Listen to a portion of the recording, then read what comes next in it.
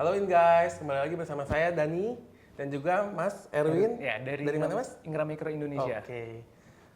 Di mana deh guys? Di situ ada unboxing HPE product.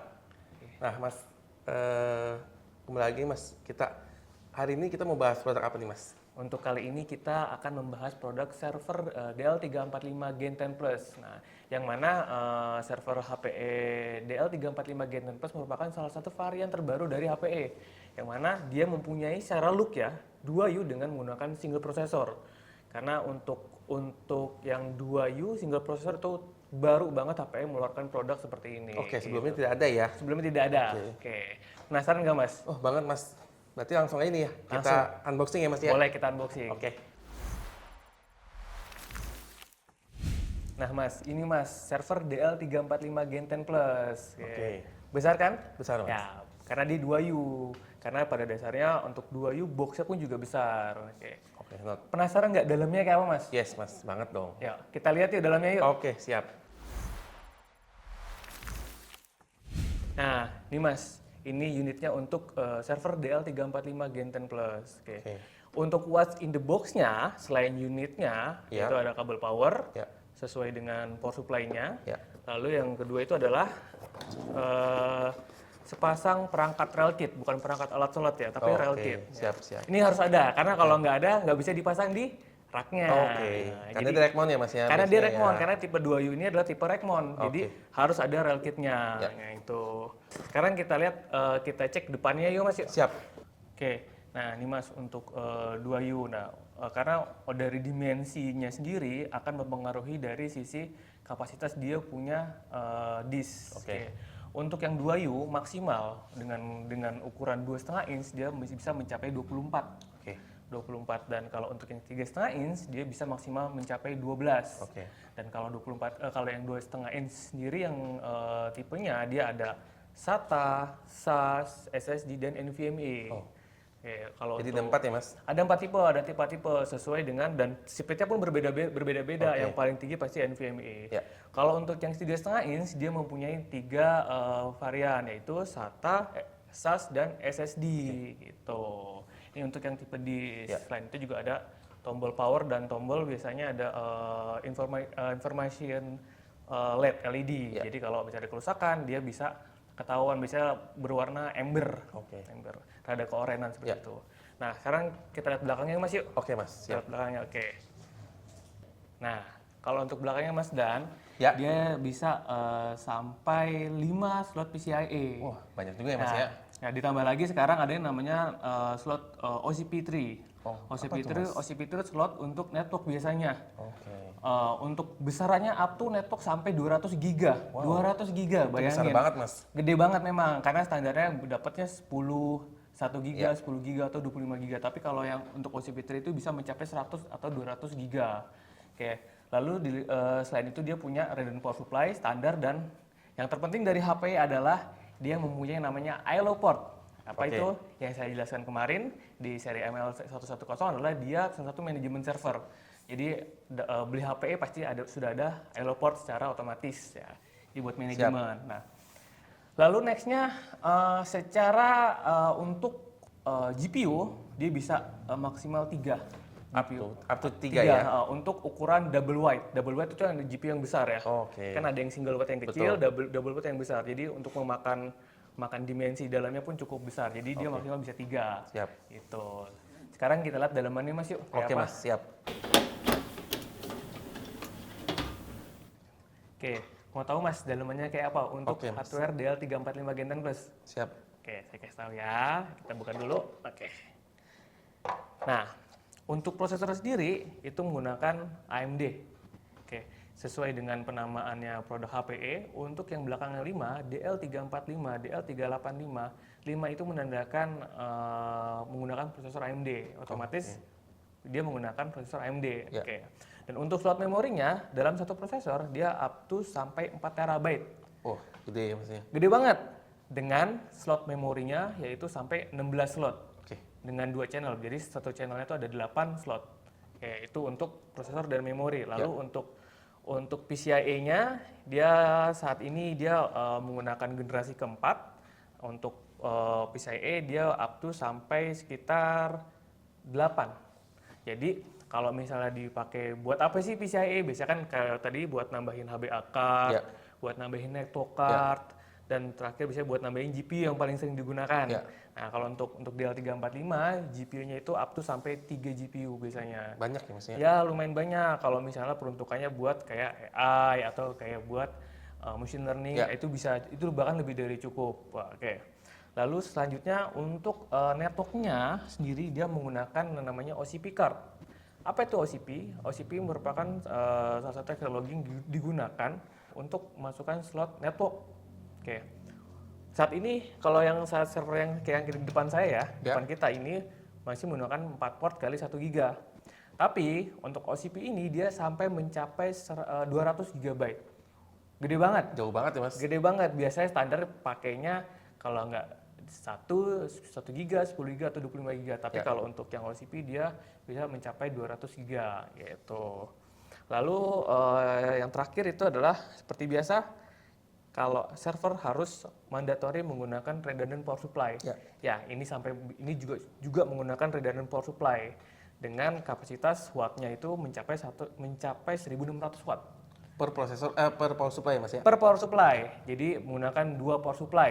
Jadi keuntungannya kalau misalnya si customer menggunakan 2 source power yang berbeda, dia sudah otomatis support karena dia menggunakan redundant power supply. Nah gitu.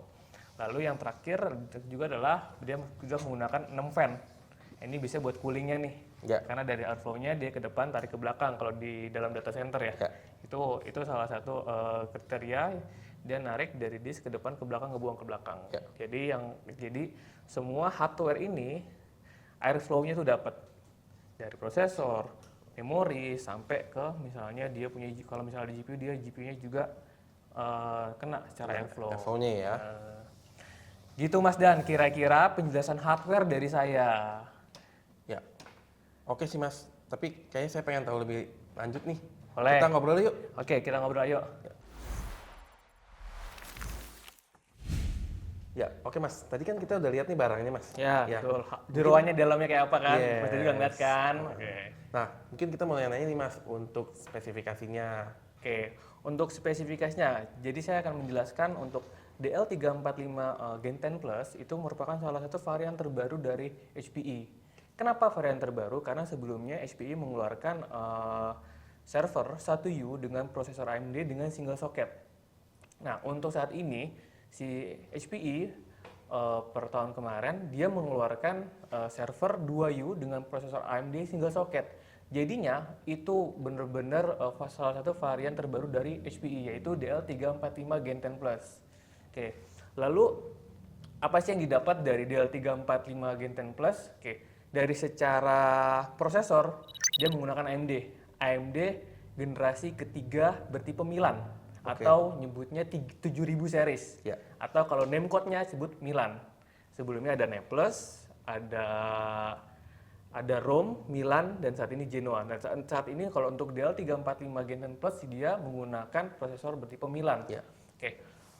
Maksimal untuk memorinya itu up to 4 TB dan itu tergolong besar. Itu besar banget sih mas. Nah, terlebih lagi salah satu poin yang penting karena dia varian terbaru dengan dimensi 2U, jadinya apa yang didapat yaitu capacity.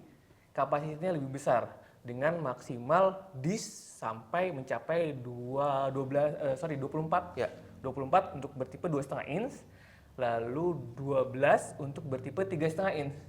Bayangin pas kalau misalnya kita pakai 3,5 inch kan satu bisa mencapai 10 tera, ada yang 8 tera, ada yang kali 12 tuh ya. Iya, 3 kali 12 itu jadi kapasitasnya besar banget.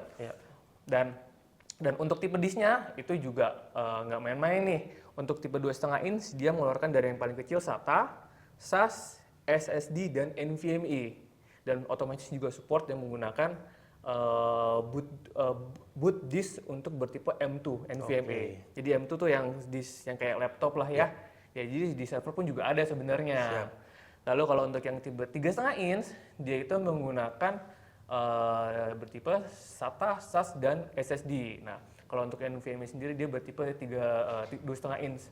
Lalu untuk NVMe pun sendiri juga saat ini yang digunakan sudah generasi terbaru yaitu U.3 atau U.3 generasinya. Yaitu untuk dari spesifikasi dari hardware-nya nih. Hardware-nya ya. Jadi bisa dibilang Dell 345 ini Gen 10 Plus ini pas keluaran terbaru wah udah benar-benar sangat ditunggu karena selain dia mempunyai capability dari sisi resource-nya yaitu prosesor dan memori, kapasitas pun juga jadi lebih besar yang dikeluarkan karena dia dimensinya 2U gitu Mas Dani. Jadi secara spesifikasi ya butuh untuk misalnya kayak buat kita mau bikin server virtualisasi bisa ya. Apalagi AI cukup karena dia untuk PCIe-nya itu sampai dengan 6 slot PCIe bertipe X16. Jadi untuk GPU bisa lebih dari 2 yang digunakan ya. Kayak gitu. Berarti dia support lebih dari 2 GPU ya Mas ya? Ya betul, bisa support. Jadi kalau menurut AI ya bisa lah kayak VDI. Ya bisa, tenang aja. Bisa lah ya, siap. Nah, mungkin Mas kalau dari sisi security sama manageability Mas? Dari security sekarang kita balik lagi nih. Kita ngomongin yang namanya ILO. Dari sisi ILO-nya, dari security, dia sudah support enhance dari Silicon Root of Trust. Kalau misalnya kemarin kita menjelaskan server HPE itu sudah yang di generasi sebelumnya, Gen 10, Gen 10 itu sudah support Silicon Root of Trust, tapi untuk Gen 10 Plus dia lebih canggih lagi untuk Silicon Root of Trust-nya. Lalu kalau untuk security-nya, dari si AMD-nya pun juga ada security. Dari security-nya dari sisi untuk namanya SAV, Security Encrypted Virtualization. Jadi intinya kalau misalnya server AMD itu server Dell 345 Gen 10 Plus yang menggunakan AMD digunakan untuk virtualisasi, jadi secara VM atau virtual machine itu sudah terencrypt gitu. Jadi ini salah satu metode yang digunakan untuk menghindari ransom salah satunya. Gitu. Jadi kita security keluaran server terbaru security juga harus terbaru juga dong, harus lebih meningkat. Lalu ada lagi dia juga sudah support untuk TPM Trusted Platform Module 2.0. Nah ini juga salah satu untuk generasi operating system yang dikeluarkan kayak Windows Server, VMware ESX, lalu kayak si Red Hat atau misalnya commercial operating system, dia sudah harus menerapkan sistem TPM Trusted Platform Module yang mana untuk dari sisi pensyukuran dari sisi si operating systemnya itu sudah satu jadi mandatory ya dari sisi teknologi. Nah jadi untuk TPM pun juga dia juga support. Jadi untuk security-nya ya bisa dibilang nggak main-main lah karena dari ujung ke ujung dari ILO-nya, dari virtual machine-nya, lalu dari sisi boot-nya dia sudah terencrypt gitu. Jadi sudah aman ya Mas? Sudah aman betul gitu Mas. Jadi dari sisi security-nya ya. Siap. Mungkin kalau dari ini Mas, dari sisi peruntukannya nih, nah itu seperti apa sih Mas? Server ini targetnya itu seperti apa gitu loh? Oke, dari target kita runut ke belakang dulu nih. Kalau misalnya menggunakan dengan spesifikasi maksimal yang ada yang sudah tadi saya jelaskan, bisa apa aja sih? Nah, kalau untuk bisanya, ya contoh misalnya kita dari yang paling, ya bisa bilang dari tengah lah, kita kayak untuk database server, itu bisa. Lalu untuk misalnya kayak virtualisasi dengan core yang sampai 6 prosesor yang sampai 64 core, dia otomatis sudah cocok untuk virtualisasi. Untuk misalnya infranya VM ya, dia juga sudah cocok. Lalu kayak untuk misalnya untuk AI dengan kapasitas 2U dan bisa lebih dari 1 dan 2 GPU, dia juga sudah bisa eligible untuk melakukan infrastruktur untuk AI, machine learning, lalu apalagi kayak big data, itu bisa semua Mas. Karena saat ini dari AMD juga pun sudah mengeluarkan banyak inovasi. Kenapa saya bilang banyak inovasi? Karena saat ini untuk AMD sendiri yang bisa mengeluarkan dalam single socket, dalam satu socket core-nya besar, clock speed-nya besar, yaitu AMD. Dan dari sisi peningkatan inovasi AMD pun juga tergolong ya lumayan cepat ya. Saat ini yang keluar ini Genoa, tapi yang kita pakai itu prosesor bertipe Milan. Betul gitu. Jadi kalau dari sisi Untuk bisa apa aja, wah banyak Mas. Kita bahkan dari ujung ke ujung itu kayak mau database, aplikasi, misalnya SAP, lalu misalnya kayak virtualisasi, big data, machine learning, semua pun bisa Mas. Siap. Gitu, untuk telco pun bisa gitu. Berarti intinya server ini sudah sangat mumpuni ya Mas ya? Sudah mumpuni banget untuk saat ini Menjawab Mas. kebutuhan dari perusahaan lah Ya, sebagai pengguna. Terus juga misalnya kalau mau dipakai, Mas segmen apa sih yang cocok untuk DL345? Wah banyak. Kayak kita mau masuk ke healthcare itu bisa, mau masuk ke FSI atau Financial Services Infrastructure itu bisa, banking, insurance itu bisa, misalnya kayak mau pakai manufacturing itu bisa.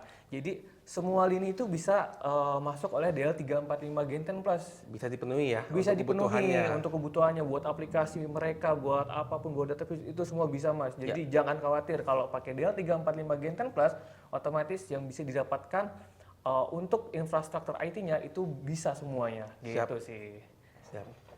Itu mungkin kalau dari saya ya, itu saja Mas dari sisi penjelasan apa aja sih yang bisa dilakukan oleh DL345 Gen 10 Plus gitu. Siap Mas.